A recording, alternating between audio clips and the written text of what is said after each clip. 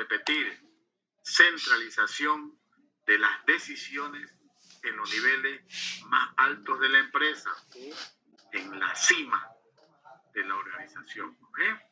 Así podemos decir. Otra característica, establecimiento de normas y reglamentos internos. Establecimiento de normas y reglamentos internos.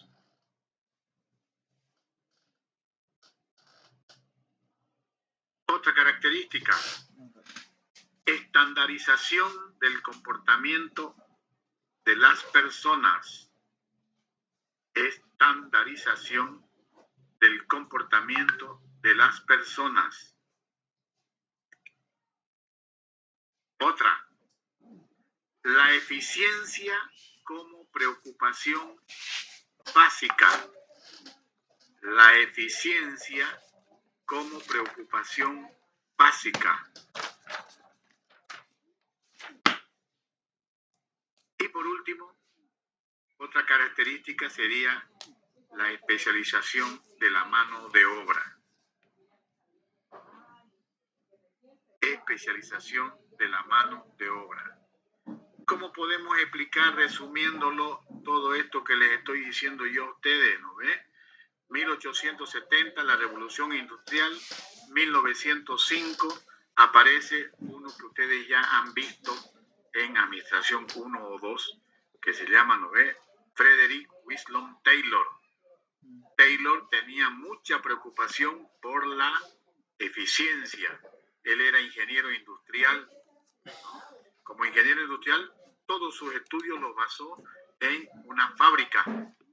¿Ya? Entonces, él se enfocaba en, ¿no es cierto?, en lograr la eficiencia. Y él decía, si el trabajador en lo posible hace una sola tarea, se va a convertir, ¿no es cierto?, en un especialista de la mano de obra, como dice aquí como característica, ¿no? Y eso va a permitir que sea eficiente. Eso fue lo que dijo Taylor, lo que buscaba Taylor. Especialización de la mano de obra, porque a través de ella iba a lograr la eficiencia que él quería. ¿Listo? ¿Se acuerdan de eso, no ve? Así es. Entonces, eso podemos resumir que era una de las características principales, ¿no es cierto?, en el estudio que se realizó en aquella época, 1900, 1910, 1920, hasta 1950. Ustedes saben también que podríamos decir de que en esta época de entre 1920 a 1950 es lo que dura la era clásica, aparece la teoría de las relaciones humanas, ¿no ve? La teoría de las relaciones humanas que de alguna manera criticaba lo que decía Taylor, porque Taylor decía el trabajador es un ser económico, decía, ¿no ve? El trabajador lo que quiere, ¿no es cierto?, es plata, entonces hay que hacerlo trabajar.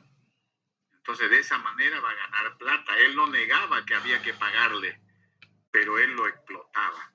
Entonces la teoría de relaciones humanas, que nace más o menos en 1900, aparece en 1920, 1930, como que criticaba eso que decía Taylor, y él decía, no, esta teoría decía de que el hombre es un ser social. O sea que necesita también relacionarse con las demás personas, no es solamente un ser económico. Sin embargo, ambos, ¿no es cierto?, como que tenían razón, ¿no? Tanto Taylor con su teoría de la búsqueda de eficiencia como la teoría clásica, ¿no es cierto? Porque hasta ahora, ¿no ves? Es así. El hombre es un ser económico, ¿no? Trabaja por plata. Nadie trabaja gratis, ¿no ves? Así es. Entonces, esas son las características, ¿no es cierto?, de la teoría clásica. La teoría neoclásica, que es como la clásica, pero neo significa nueva teoría clásica, ¿no ves? La teoría neoclásica empieza en 1950. 1950 hasta 1990. 1950 hasta 1990. Como que dura 40 años, según los análisis de los autores. Y la teoría clásica duró 80 años, o sea, 1870 hasta 1950 son 80 años. Desde 1950 hasta 1990, que aparece en la teoría neoclásica, dura 40 años. ¿Cuáles son? Perdón, en esta teoría clásica, lo más importante es resaltar de que los departamentos que administraban los recursos humanos, ¿no es cierto?, se llamaban departamentos de relaciones industriales. Los departamentos de relaciones industriales eran de alguna manera dirigidos o gerentados o los manejaban los abogados, porque los abogados estaban enfocados en solucionar los conflictos que había con los trabajadores y patrón, entre trabajadores y patrones. Entonces se llamó Departamento de Relaciones Industriales en la era clásica. No se olviden. Ahí tengo dos preguntas de examen, ¿no? Características de la era clásica y cómo se llamaban los departamentos de, ¿cierto?, en la era clásica y a qué se dedicaban especialmente. Solucionar conflictos entre patrón y trabajadores. De ahí aparece la neoclásica, como les decía, ¿no? ¿Cuáles son las características de la teoría neoclásica entonces ahora?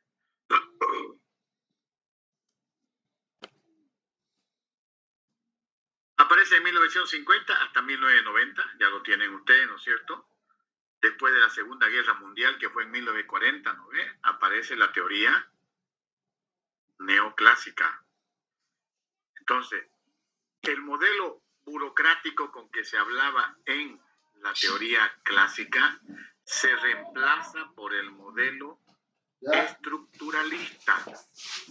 La teoría clásica es reemplazada por, la teoría burocrática, las estructuras burocráticas son reemplazadas, ¿no es cierto?, por la teoría estructuralista.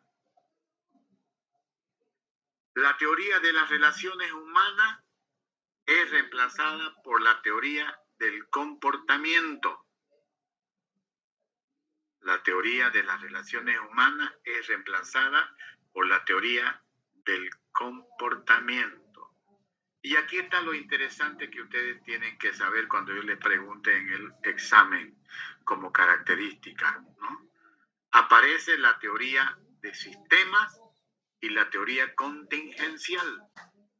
Teoría de sistemas y teoría contingencial, ¿ya? Ambas teorías hasta ahora están vigentes, ¿no ve? La teoría de sistemas y la teoría contingencial. ¿Se acuerdan ustedes? Sistema, a todos le dicen sistema, ¿no ve? Ahora en nuestro tiempo, sistema público, sistema privado, sistema monetario, sistema fiscal, sistema educativo, sistema de salud, todo es un sistema, desde lo más pequeño, ¿cierto? Como somos nosotros de repente, ¿no es cierto?, que estamos compuestos por sistemas también, ¿no?, hasta lo más grande, ¿no es cierto?, como el sistema del universo. Todo es un sistema. Porque ¿qué se considera como sistema? No necesitan anotarlo, ¿no?, porque ustedes ya saben esto. Sistema es conjunto de partes interdependientes, uno depende de otro, ¿no ves? Y están orientados a un objetivo común, ¿ya? Esa era la teoría, lo que decía, lo que era sistema. Y la teoría de sistema, ¿no?, hablaba de la visión sistémica, como algo que hasta ahora se sigue aplicando. Antes de la teoría de sistema, se hablaba de que todo tenía una causa y un efecto. O sea, era unicausal. Pero con la teoría de sistema, ¿no es cierto?, la visión sistémica, como característica principal de esta teoría, dice que todo es, ¿no es cierto?, multicausal. O sea, que hay, ¿no es cierto?, varias causas. Lo que significa de que para analizar un problema no podemos mirarlo solamente como que por este problema esa es la causa. No hay una sola causa, dice la teoría del sistema. Todo puede haber, ¿no es cierto?, dos, tres causas. Ejemplo para que me entiendan. Cuando yo hablo de la visión sistémica y de la multicausalidad. Por ejemplo, ¿no ve? La enfermedad de Chagas, siempre se dijo de que la que provoca la enfermedad de Chagas la vinchuca, ¿no? En el campo especialmente, ¿no es cierto? La vinchuca, y en muchos lugares que tenemos nosotros aquí en Bolivia, en Santa Cruz, la vinchuca. Pero la visión sistémica dice que no es así. No es la pobre vinchuca la causante del mal de Chaga. Falta de políticas del gobierno, problemas, ¿no es cierto?, de desinfectar los lugares donde hay vinchuca, falta de agarrar y hacer otro tipo de construcciones que eviten que la vinchuca pueda agarrar y vivir, ¿no es cierto?, en las paredes y en los techos de las casas, ¿no es cierto?, de cómo se hacían antes de motacú, ¿no es cierto?, o de adobe, podemos decir. Entonces, así podríamos decir entonces que no es la vinchuca, que hay muchas causas que están provocando el mal de Chaga. Y en las empresas, que es lo que nos interesa a nosotros ahora, lo mismo se aplica, porque le digo yo, ¿no es cierto?, que sigue vigente la teoría del sistema y su visión que tiene, ¿no es cierto?, para enfocar y analizar los problemas. Por ejemplo, en las empresas, cuando están bajando las ventas, podríamos decir muy fácilmente de que es culpa de los vendedores, ¿no es cierto?, que no están vendiendo. Pero de repente no es así. Los vendedores hacen todo su esfuerzo. El problema es que no hay acompañamiento de parte de marketing, por ejemplo, o el producto no es de buena calidad, o el envase no es el adecuado, o la materia prima con la que se compra para producir, ¿no es cierto?, es de mala calidad. O sea, hay muchas causas, varias, muchas, que pueden estar causando, ¿no es cierto?, de que no se venda o que las ventas estén bajando. A eso se refiere y lo importante que debemos rescatar de la visión sistémica. Y de la visión y teoría contingencial, ¿ves?, que son las dos teorías que aparecen y que hasta ahora se mantienen en nuestro medio. La teoría contingencial dice que no podemos tomar decisiones, ¿no es cierto?, sobre un problema como lo tomamos hace un año o 2 años o hace de repente 6 meses, porque todo cambia. No es lo mismo, ¿no es cierto? Las condiciones económicas, políticas, sociales, legales, climatológicas, demográficas y todas las condiciones, ¿no es cierto?, de los factores no se mantienen inalterables, siempre están cambiando. Entonces la teoría contingencial dice, tenemos que tomar en cuenta estos cambios que hay, ¿no es cierto?, en los factores que rodean, que son parte del ambiente de una empresa. Eso es lo que se puede rescatar, ¿no ves?, de la teoría neoclásica, en lo que ella aparece, ¿no es cierto?, y como características fundamentales, ¿ya? Espero que me estén entendiendo. ¿Cómo se llamaban los departamentos que administraban los recursos humanos? Ya no se llamaban departamentos de relaciones industriales, que solamente veían especialmente los conflictos entre patrones, ¿no es cierto?, y trabajadores. También, ¿no es cierto?, ahora se llama ya administración de recursos humanos. Ese es el nuevo nombre, administración de recursos humanos. ¿Y qué miraban los departamentos de administración de recursos humanos? Que hasta ahora también sigue vigente. Hacían como funciones principales, ¿no es cierto?, hacían reclutamiento, selección de personal, capacitación, evaluación, remuneración, ¿no es cierto? Eso que se hace ahora, en esa época, ¿no es cierto?, de la teoría neoclásica, como característica, los departamentos de administración de recursos humanos cumplían esas funciones. ¿Me están entendiendo? Estoy hablando muy rápido. ¿O ustedes qué están haciendo? ¿Está claro todo? Pablo Antelo lo veo medio que adormilado ahí. ¿Qué dice usted? ¿Se está entendiendo la cosa? Sí, se entiende, licenciado. No hay problema. No. Carlos Javier Machúa. ¿Está claro todo?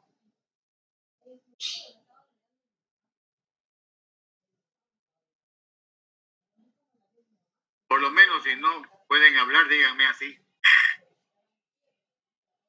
¿Se entiende, no ve? Eso es lo que quiero. Ninette Gisela Choque.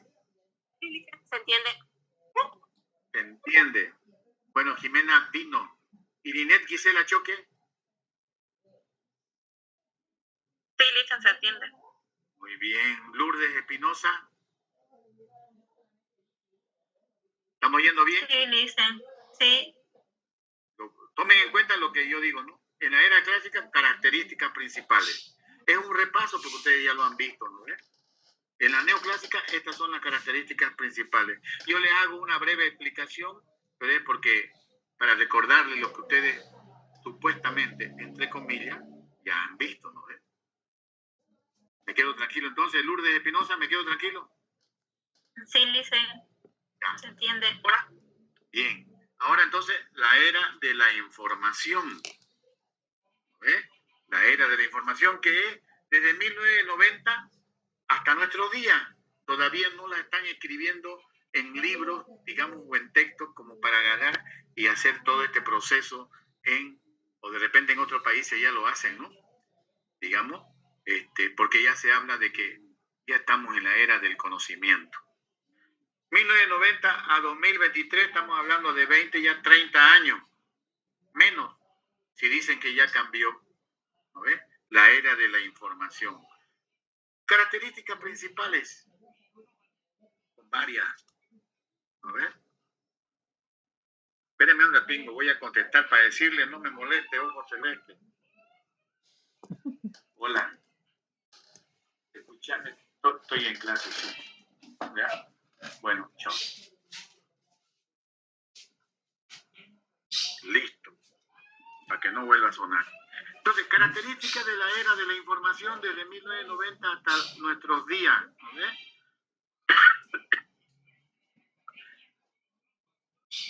Dice, ¿dónde está? Estoy tomando otras. Los cambios en la economía mundial son mucho más rápidos, ¿no ves? Los cambios son mucho más rápidos, imprevistos, turbulentos e inesperados, ¿no? De un momento a otro cambia la figura. Cambios más rápidos, imprevistos, turbulentos e inesperados. La información cruza, ¿no? La información cruza el planeta, dice, en milésimas de segundo, ¿no ves? En 2x3 ahorita están dando los partidos que se están jugando en Manchester, Inglaterra. Imagínense al vivo. La era de la información, entonces se transmite, pasa, ¿no es cierto?, en forma violenta, lo que se llama la información real. Hoy día hay una conferencia, hoy día tiran una bomba, ¿no es cierto?, un cohete y nos enteramos inmediatamente nosotros si estamos al tanto de la información. ¿Se dan cuenta? La información es real, ¿ya? También aparecen lo que se llama, ¿no ve?, las NTIC. NTIC, ¿sí? Así está en los libros, por eso yo lo estoy diciendo así. Las NTIC aparecen en esta época, en la era de la información. ¿Saben lo que es las NTIC? Lourdes Espinosa, ¿cuáles son las NTIC? No me diga eso. ¡Qué barbaridad! Adriana Quiroz, ¿cuáles son las NTIC?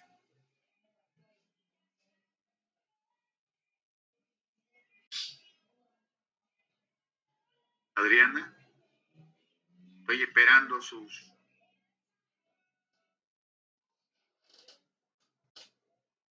¿Ah, nada? ¡Qué barbaridad! Ninette Gisela Choque, ¿cuáles son las NTIC o a qué nos referimos? NTIC. ¿Tampoco? Señor, las tres damas que he preguntado no me han contestado, le voy a preguntar a ustedes. Óscar Andrés Bernal Fernández, ¿a qué nos referimos con las NTIC? Esto se va, ¿cómo se dice? Se va a salir ahorita. Alison le encargo, usted lo vuelve a activar, ¿ya? Tras que se cuelgue. Óscar Andrés, tampoco, che. Carlos Javier Machúa. ¿A qué nos referimos con la NTIC?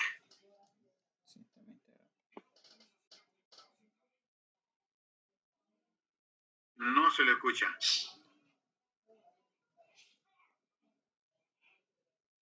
Nada. Cero. Disculpa, dicen, son las nuevas tecnologías de la administración o de la comunicación. Sí, a eso se refiere, pero no de la administración, ¿ya? Son las nuevas N, ¿no ve? N. Nuevas tecnologías de la información y la comunicación. TIC. Tecnología de la información y la comunicación, ¿ya? ¿Cuáles son las tecnologías de la información y la comunicación? La televisión, el internet, los celulares, ¿no ve? Esas son las nuevas tecnologías de la información y la comunicación que nos permite comunicarnos pues en forma inmediata, ¿no ve? Con quien querramos nosotros, ¿ya? Entonces eso es lo que está mandando ahorita, ¿no? ¿Ya? Las nuevas tecnologías de la información y la comunicación, ¿ya? La globalización, otra característica. ¿A qué se refiere o qué significa, Diego Beizaga, la globalización?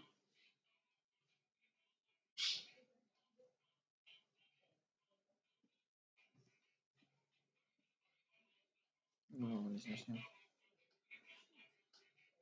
Diego. Bueno, dicen yo, a lo que entiendo por globalización, se llegaría a referir más o menos al tipo de comunicación que se quiere de cualquier lugar. Proceso de integración económica. O podría ser que es un proceso también creciente de integración e interdependencia. Eso de integración. Ya se puede ser, a ver, en el ámbito económico también puede ser, por ejemplo, político, social, cultural. Hay una idea, Diego, está bien, hay una idea. Le preguntaré a Elías para que complete esa idea que tiene usted. ¿Qué dice Elías? La globalización. Sí, estoy de acuerdo con el compañero que es una creciente integración, como dijo, que en lo económico, financiero, comercio, político, en todo, para que se, como dice el nombre también, globalización, se globaliza todo. Ya he repetido lo que estaba mal, lo que dijo él. A ver, Carla.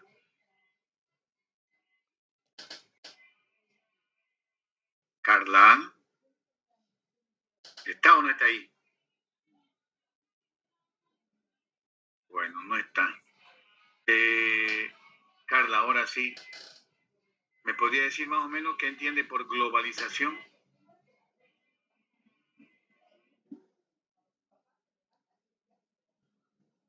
Sería un proceso de integración entre el comercio y la tecnología entre los distintos países del mundo.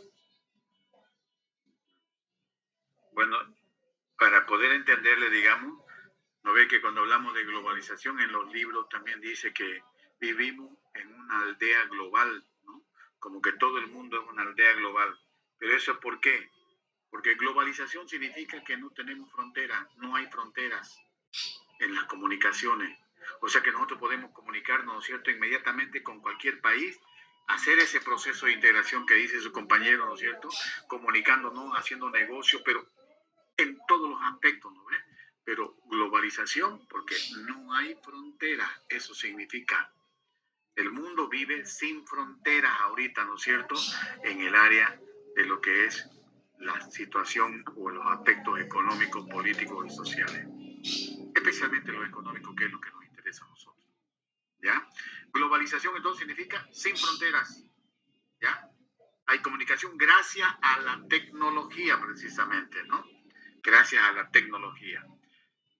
Después, ¿qué más puedo decirles? A ver.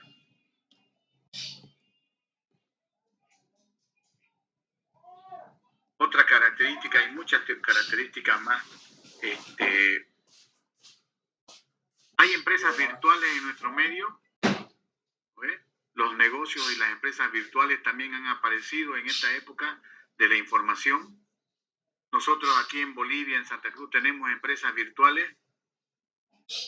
¿Cuáles serían esas empresas virtuales? Bien, Elías, ¿cuáles serían? A ver.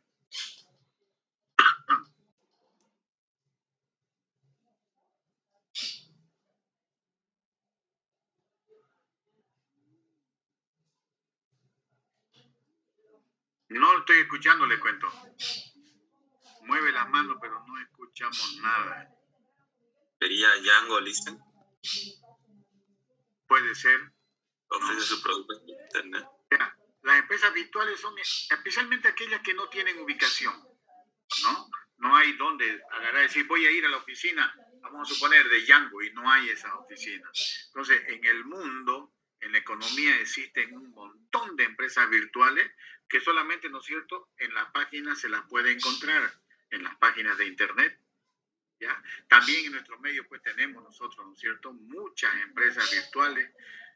Conozco compañeros de ustedes que ya de repente han salido de la universidad, pero así de ingeniería financiera, que han puesto su negocio para vender, vamos a suponer, cartera o cinturones, ¿no es cierto?, de dama, y, ¿no es cierto?, se les pide, quiero ese cinturón, ahí están las fotos, ¿no ves? Ya cuánto cuesta, $10, ya, lo quiero, ya, se paga así, de esta manera, esta cuenta o de esta forma, QR, vamos a suponer, y, ¿no es cierto?, se le manda, digamos, por un transporte, ¿no es cierto?, se le manda ese producto. Son empresas virtuales, no tienen. Alguna vez por ahí me ha tocado preguntar por algo, ¿y dónde queda? No, señor, estamos trabajando solamente en forma virtual. Esas son las empresas virtuales. Y en todo el mundo existen muchísimas empresas virtuales, ¿no? Esa es otra característica de la era de la información, entonces, las empresas virtuales. Otra característica, el outsourcing, o sourcing, si ustedes quieren, si hablan mejor el inglés que yo. Mi inglés de repente no es muy bueno, ¿no ve? ¿Cuáles son o a qué se refiere el outsourcing?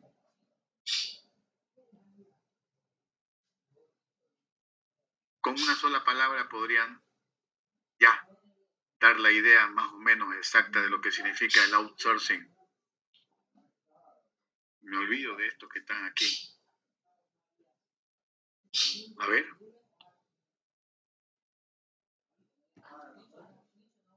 ¿Alguien me puede decir? Natalia Garrón.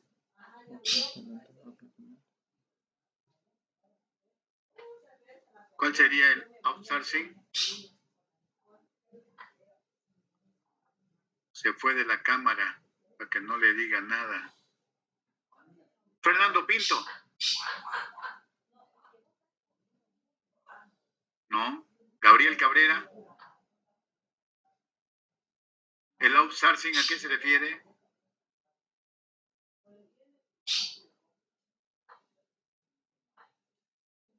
En inglés está esa palabra en los libros, por eso le pregunto así, porque como que hay cosas que ya uno tiene que...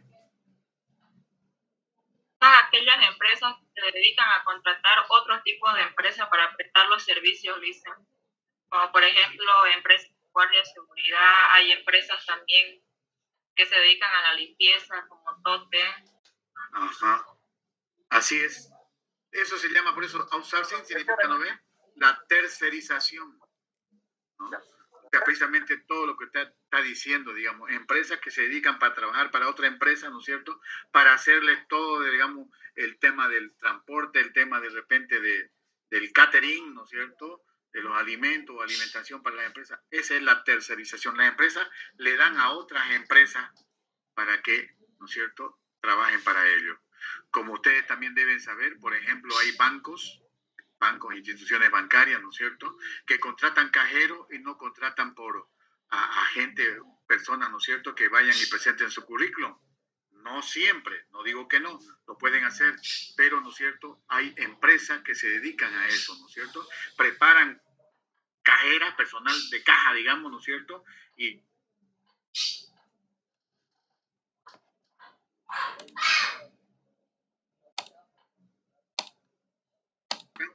ellos le mandan, digamos, 1, 2 o 3 cajeros, personas, ¿no es cierto?, para que puedan ir a trabajar.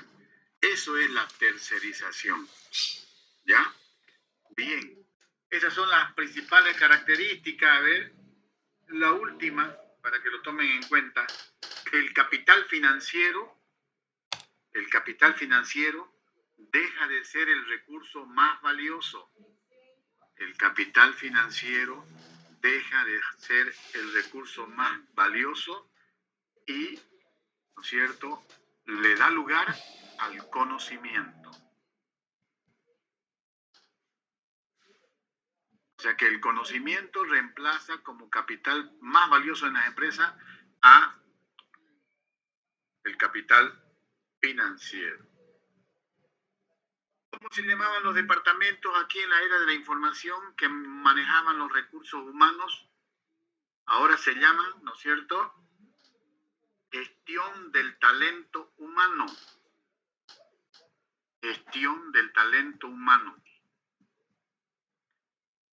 Y además, estos departamentos de gestión del talento humano, además de cumplir con todas las funciones que se realizaban, ¿no es cierto?, en la neoclásica de reclutamiento, selección, introducción, o sea, inducción, capacitación, compensación salarial, beneficios sociales, ¿no es cierto?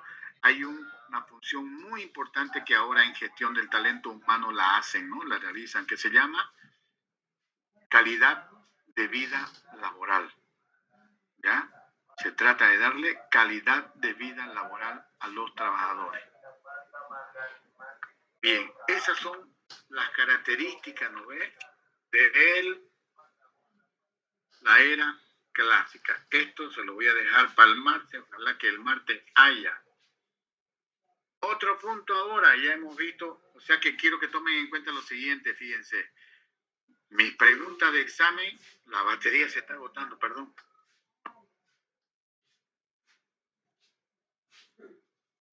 Ya. Quiero que tomen en cuenta que mis preguntas de examen están relacionadas con cuáles son las características, ¿no?, de la era clásica, o de repente cuáles son las características de la era neoclásica, o cuáles son las características de la era de la información. Así son mis preguntas, como también cuál era la función principal de los departamentos de relaciones industriales en la era clásica, ¿no ves? ¿Cuáles eran las funciones más importantes de los departamentos de administración de recursos humanos en la era neoclásica? ¿Y cuál es, ¿no es cierto?, la función más importante de los departamentos de gestión del talento humano? O sea que yo tengo prácticamente como 6 preguntas, aunque ustedes no la crean. Así pregunto yo, fácil. Bien. Segundo punto. ¿Cuál es el contexto de gestión del talento humano? Contexto de gestión del talento humano. ¿Ya? O sea, ¿dónde se maneja, dónde se gestiona el talento humano? El talento humano se gestiona entre las organizaciones y las personas. Entre las organizaciones y las personas. Porque ambos son, tanto organizaciones como personas, son interdependientes. ¿Ya? Son interdependientes. ¿Qué quiere decir? Que las empresas u organizaciones dependen de las personas. Y las personas dependen, ¿no es cierto?, de las organizaciones. Las organizaciones, dice, dependen de las personas porque en cualquier organización, no importa el tamaño, pequeña, mediana, grande, ¿no es cierto?, siempre hay por lo menos 1 o 2 personas. O de repente 10, o de repente 20, o de repente 500, 1000, 2000, ¿no es cierto?, personas que trabajan. Pero no puede existir una organización sin personas. O sea, depende de las personas, que esté claro eso. Entonces, por eso dice, son dependientes. Pero son interdependientes porque las personas también dependen de las organizaciones. Y eso está demostrado porque nosotros desde que nacemos, ¿no ves?, Cuando nacemos nos vamos a un hospital o nacemos en un hospital, mejor nos llevan para nacer allá, ¿no ves? Un hospital, una clínica, una posta, si ustedes quieren, ¿no es cierto? Inclusive hasta en un pueblito, ¿no es cierto? Siempre es una organización desde que nacemos. Si queremos ir al kinder, ¿no ves? A primaria, secundaria, en kinder, en escuelas, en colegios, son organizaciones. Y si quieren estudiar una carrera profesional como ahora están haciendo ustedes, ¿no es cierto? La universidad también es una organización. Si quieren ir a divertirse, ¿no ves? A un karaoke, vamos a suponer, ¿no es cierto? A un pub, también son organizaciones. Y por último, cuando vamos a colgar los quichutes ya para irnos definitivamente, ¿no ves? En un cementerio, ¿no ves? También son organizaciones. O sea que nosotros vivimos, ¿no es cierto? Pasamos la mayor cantidad de nuestra vida en organizaciones, que llame como se llamen o del tipo que sean, ¿no? Dependemos entonces de las organizaciones. Y las organizaciones dependen, ¿no es cierto?, de las personas. No hay una sola organización que no tenga por lo menos una persona. Ese es el contexto de gestión de talento humano. Organizaciones y personas. Ustedes pueden responder así, pero eso es a medias, ¿no ves? Porque ambos son interdependientes. Ya va completando. Las personas dependen de las organizaciones y las organizaciones dependen de las personas. Con eso yo, bien. Si falta algo, ¿no es cierto? A ese bien yo le pongo por la mitad una rayita, que significa que vale 0,5 nomás. La mitad. Entonces ya saben, así es el examen, así va a ser y así califico. ¿Está claro? Entonces ya tenemos ese punto más. Otro punto para terminar hoy día, ¿cuál es la diferencia entre administración reactiva de los recursos humanos, ¿no? Y administración proactiva?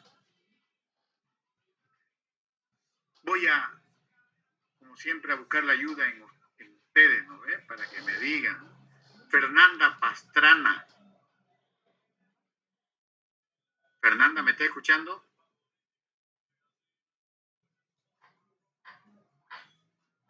Fernando. Nada.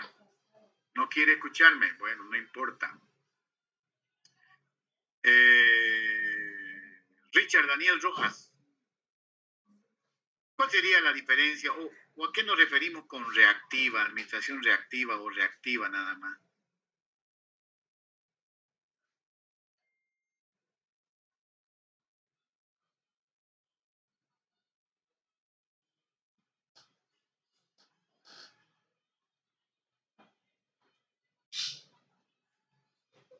Podría ser que ocurra situación para más o menos reaccionando.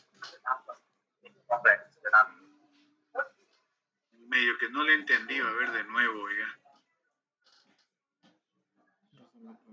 ¿Qué podría ser? Joel, ¿no? Joel Fernández habló, ¿no?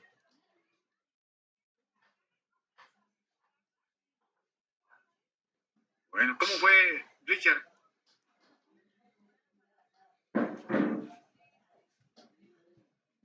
¿Qué me puede decir? ¿Cuál es la administración reactiva?